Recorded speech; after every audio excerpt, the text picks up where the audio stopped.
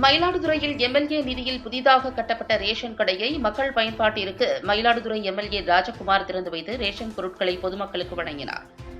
மயிலாடுதுறை மாவட்டம் மயிலாடுதுறை நகராட்சி 28வது வார்டு பொதுமக்களுக்கு கூரைநாடு பகுதியில் ரேஷன் கடை இயங்கி வந்தது.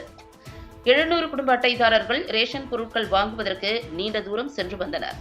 தங்கள் சிரமத்தை போக்கும் வகையில் 28வது வார்டில் ரேஷன் கடை அமைத்து தர வேண்டும் என்று 40 ஆண்டு காலமாக பொதுமக்கள் அரசுக்கு கோரிக்கை விடுத்து வந்தனர்.